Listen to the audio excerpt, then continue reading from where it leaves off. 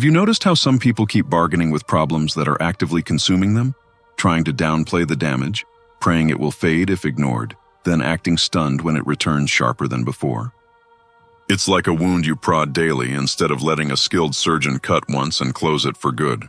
Now imagine grasping what Machiavelli mapped out centuries ago. Doing things halfway doesn't merely fail, it compounds risk. To understand how decisive action and psychological boundaries determine survival, subscribe to Dark Psychology, Decoded, to examine the hidden logic behind control and consequence. You were raised to be indulgent, to absorb blows, to assume that endless kindness rehabilitates malice, that if you offer enough patience, destructive people will self-correct.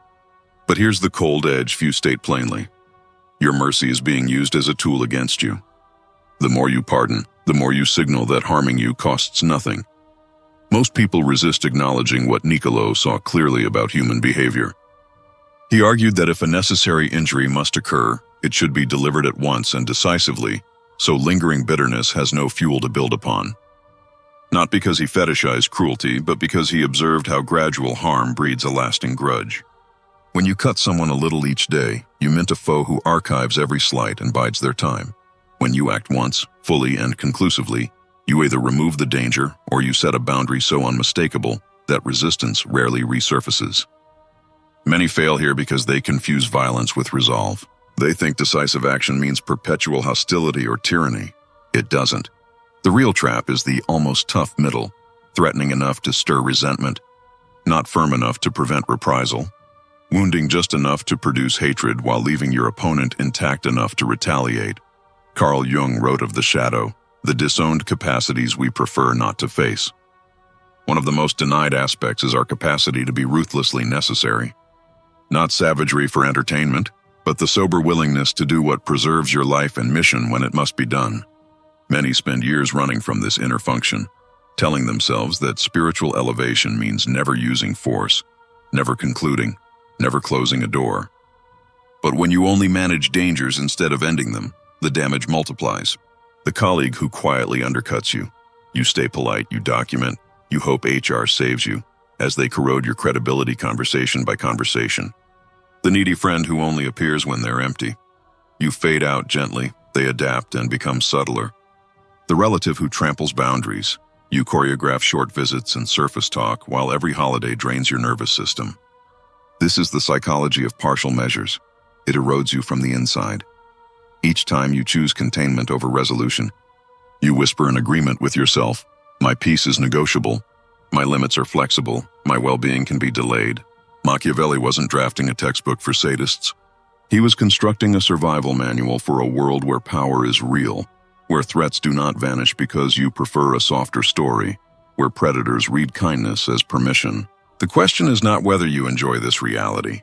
The question is how long you will pretend it isn't operating while it unravels the structure you've built. The denial doesn't protect you. It invites further predation. If your boundaries are editable, someone will edit them. If your time is open-ended, someone will spend it for you. If your tolerance is infinite, someone will refine the instrument that exploits it.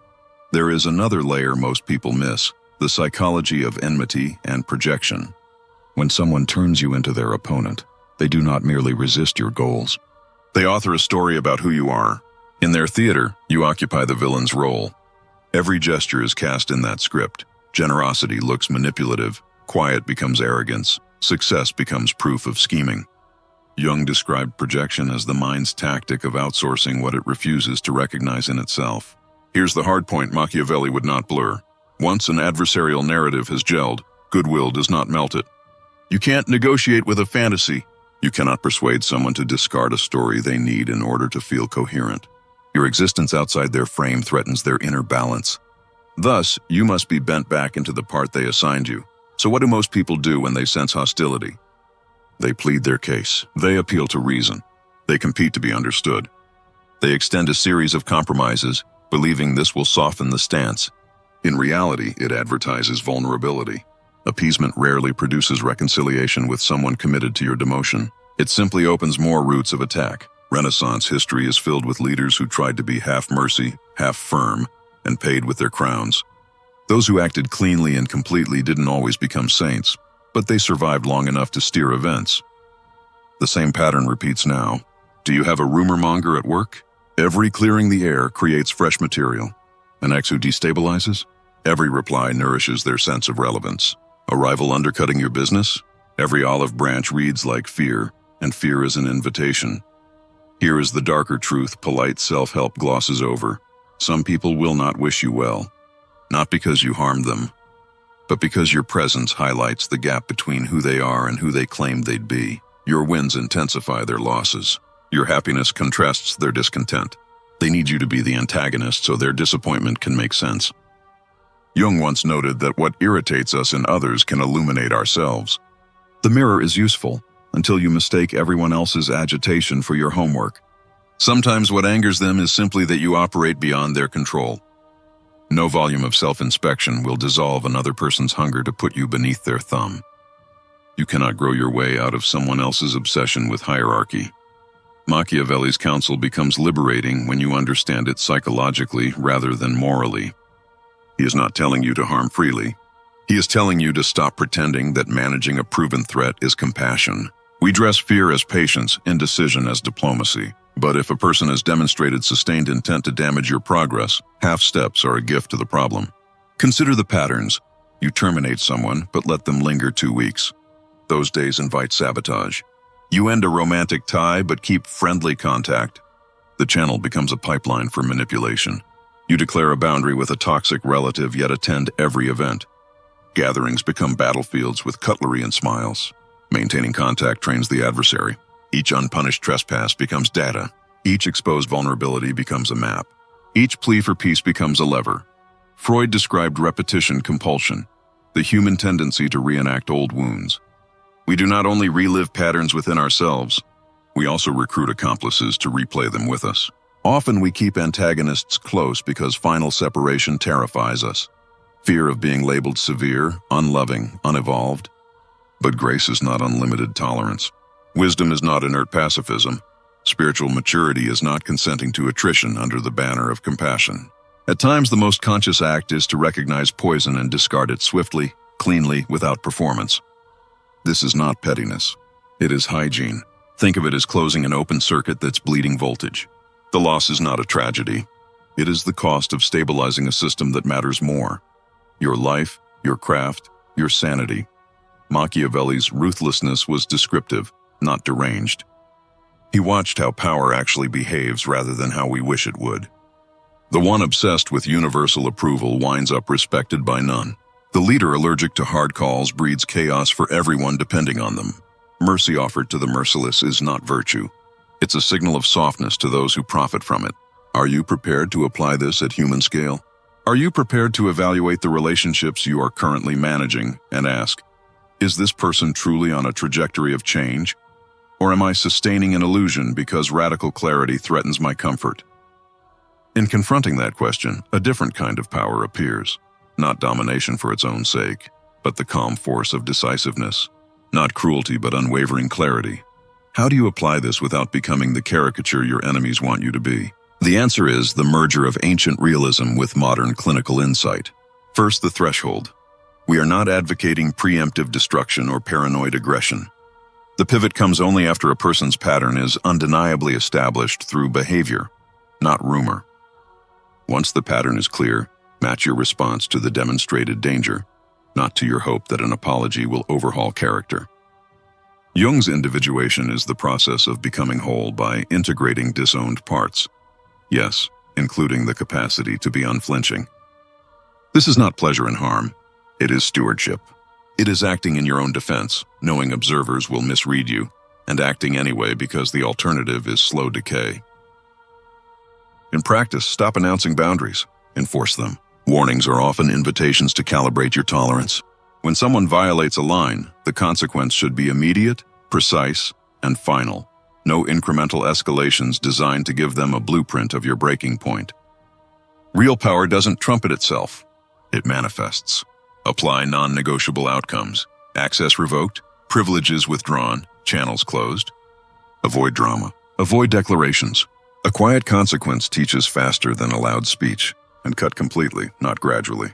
Slow exits teach predators to adapt while preserving proximity. Clean exits deny air. If you must explain, do so once, briefly, factually, then stop explaining.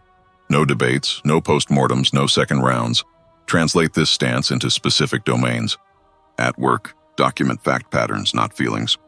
Deliver one decisive conversation with HR or leadership containing dates, behaviors, and impacts. After enforcement, disengage socially. Refuse side-channel communications. Guard your calendar and tighten your approvals.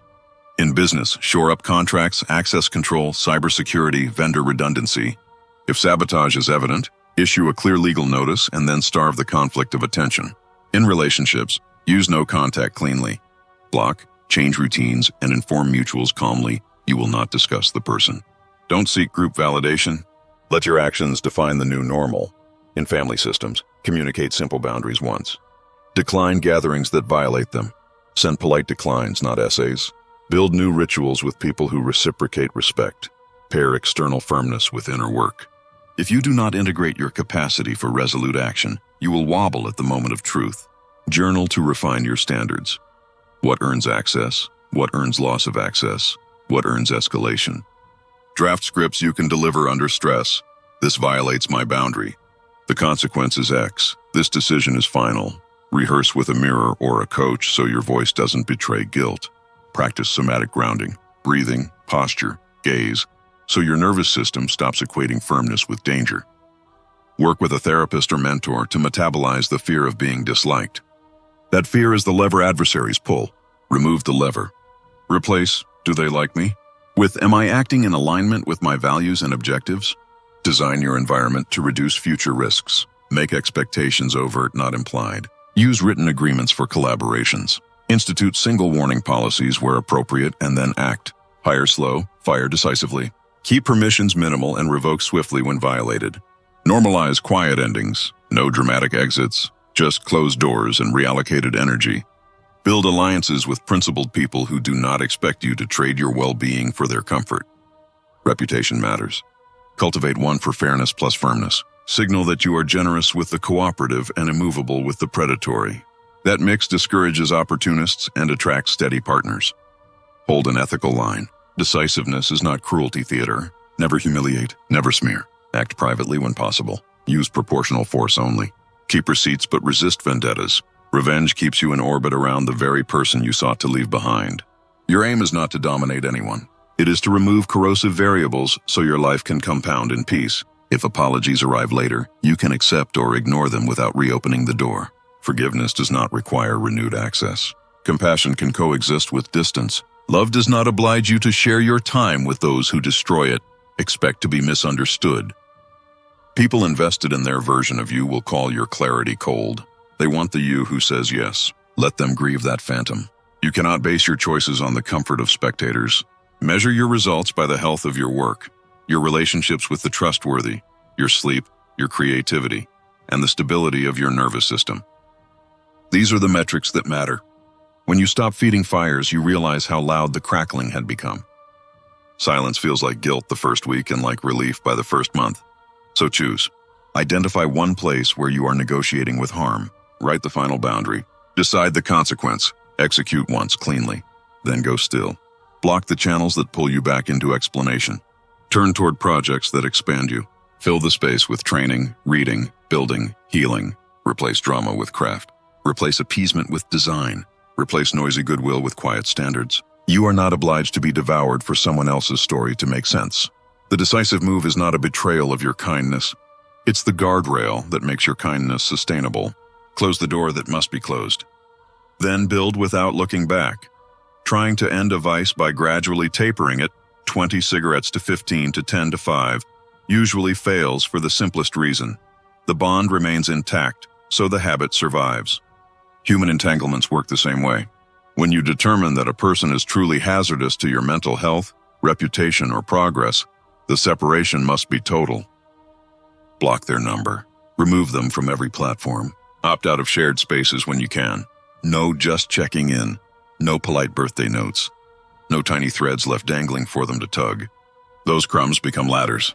If you leave a door cracked, they will use the gap. And before long, the old dynamic is back, disguised as something new, but powered by the same leverage that wounded you in the first place. Here's where the psychology grows uncomfortable. Most people don't fail at decisive detachment because they're overly compassionate. They fail because they're addicted to being perceived as compassionate. Jung would say you've fused with a social mask, the persona, that announces, I am the redeemer, the second chance giver. the one who believes no case is hopeless. The costume feels noble, yet the price tag reads sleeplessness, burnout, and stalled growth. The real question is stark and simple. Are you willing to be mislabeled as severe to keep yourself safe? Will you accept being called cold for not warming the hands that scorched you? Can you lose the approval of those who applauded you only when you were pliable? If the answer is no, your boundaries will remain decorative rather than functional, and decorative boundaries cannot carry weight. Make your moves invisible until they are irreversible. That's classic Machiavellian practicality fused with sound clinical insight. If you've reached the conclusion that someone must be removed from your circle of influence, do not foreshadow the decision.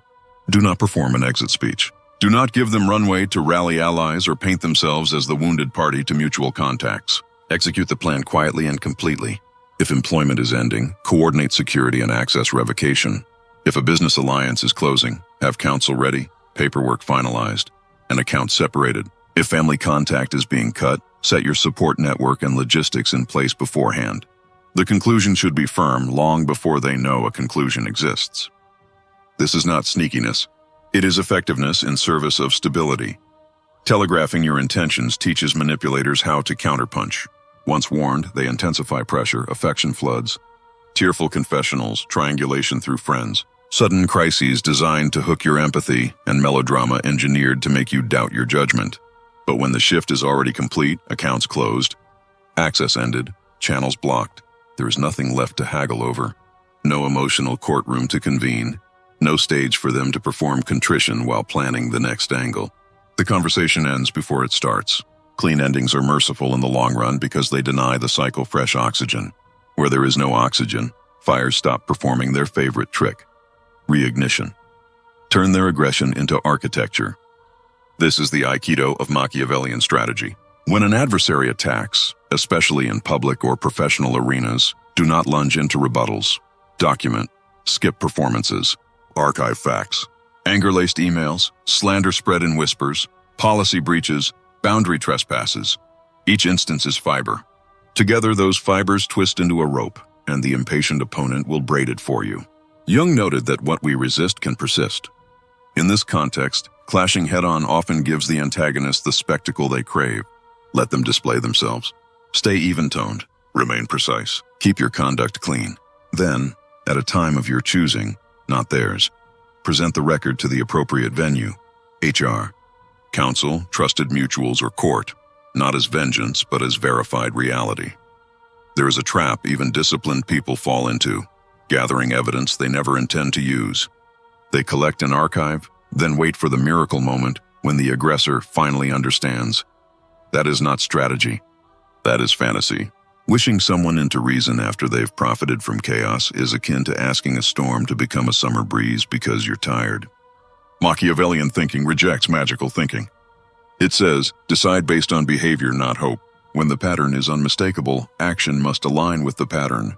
Otherwise, your files become a museum of your hesitation, and your adversary keeps refining their technique while you rehearse a speech you never deliver. Courage is evidence deployed at the right time, not evidence stored in a drawer while damage continues. Reframe decisiveness as a form of mercy, just not for the person causing harm. When you remove a genuine threat cleanly, you spare every other stakeholder. Yourself, your partner, your team, your clients, your future self who deserves to build without ducking stray fire. The individual you sever will locate a different audience, a fresh arena, a new pattern. They always do. But if you keep them close, you practically guarantee ongoing pain for those connected to you. Many repeat Machiavelli's maxim about fear and love. The deeper lesson in modern language is this: respect flows from visible standards and reliable consequences. Respect is not born from niceness. It is built by consistency. People trust you when your boundaries are not theory. Prepare for backlash the moment you get serious. The first time you enforce rules without debate, cut ties without bargaining, and respond to provocations with records rather than outbursts, you'll earn labels: calculating, cold, unforgiving, changed in a bad way. That noise is predictable. Jung's individuation explains why it arrives. You're stepping out of the roles others assign to their convenience. You are no longer the shock absorber with a smile. You are unavailable as scapegoat, shield, or sponge. This is not a costume change into a new character. It is a return to the truthful one. The authentic version of you is more structured, less accessible to nonsense, more careful with time, less interested in endless explanations. The byproduct is not just protection. It is dignity. As you embody this shift, the architecture of your life reorganizes. The first sensation is silence. For a nervous system trained to survive on adrenaline, silence feels eerie, even wrong. You may feel impulses to stir drama merely to feel normal. Resist that reflex. Wait. Silence matures into space. Space becomes focus. Focus becomes output. You begin to notice how much energy used to be siphoned into rumor control, containment strategies, and post-conflict repairs. You realize tolerance was not kindness, but fear. Fear of being cast as the villain, fear of upsetting the waters, fear of standing without a crowd. Individuation often requires stepping away from the herd to hear your own signal. Distance is not loneliness when it is chosen for health.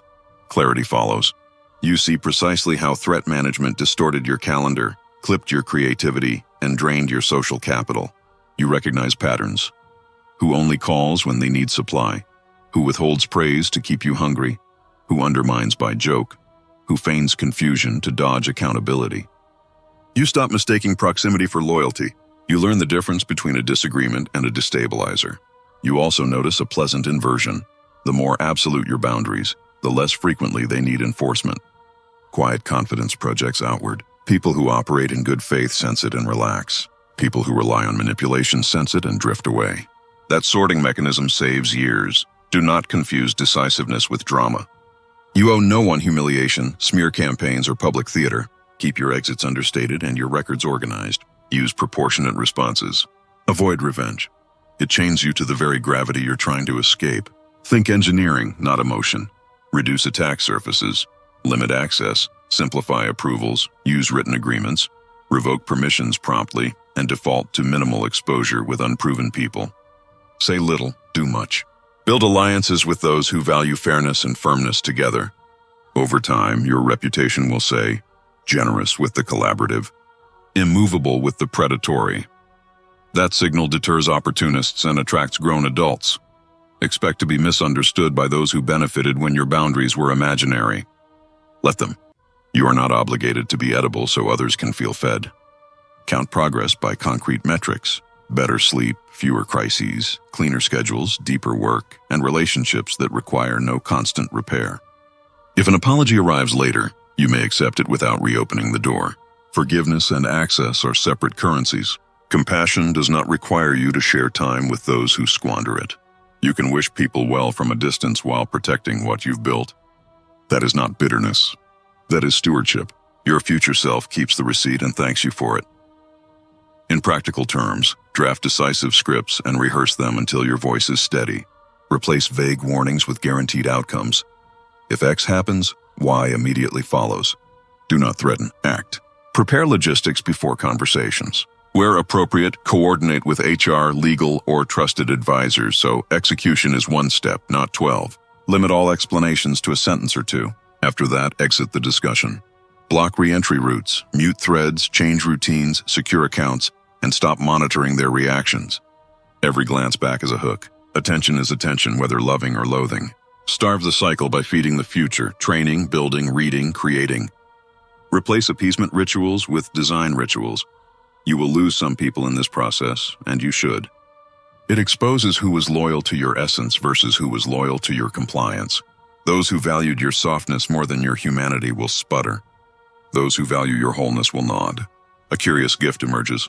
Respect. Real allies stop testing you. They ask, they don't demand. They state needs, they don't stage emergencies. You trade chaotic acquaintances for durable partnerships. You replace spot fires with systems. You create a life that compounds skills, health, wealth, love, because the leaks have been sealed. That compounding is the reward of clear standards. Decisive removal is not cruelty. It is clarity. It isn't paranoia. It's preparation.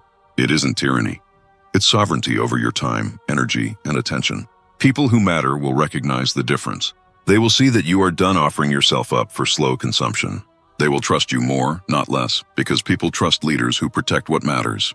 Remember, someone who won't defend themselves cannot reliably defend a team, a vision, or a family. Choose the discomfort of clarity now over the agony of erosion later. One is a cut. The other is rot. Cuts heal. Rot spreads. So here is your pivot. Stop negotiating with harm. Start ending it, not with fists or fury, but with clean exits and firm outcomes. Not with hatred, but with lucidity. Be willing to be cast as too much by the very people who thrived when you were not enough. Be prepared to walk solo for a stretch. Resilience seldom travels in large crowds. Today's lesson from Machiavelli is that partial measures breed stronger adversaries. Today's note from Jung is that becoming whole includes claiming the part of you that can be unflinching, not as malice, but as insight. Protecting yourself decisively is not frost. It is focus. If this message sharpened your perspective, signal it. Share it so others break the loop of managing threats and instead remove them from orbit. Subscribe if you want weekly explorations of ideas that alter behavior, not just mood, principles that navigate power, psychology, and practical protection in the real world. Drop a line in the comments. I choose decisive action. If you're ready to retire half measures and reclaim your time, voice, and path, say it plainly and then live it. The count of those who understand that compassion sometimes requires uncompromising boundaries may surprise you. Stay for the next exploration. Why your craving to be fully understood can chain you to the very conflicts you're trying to escape. That topic unsettles assumptions about communication and closeness, and it might explain why debates with certain people never end. Until then, carry this. Wisdom is not always gentle, but it is consistently honest. There are moments when mercy morphs into self-harm. That's when you choose yourself instead. May you find clear eyes, firm hands, and the bravery to guard what you've built.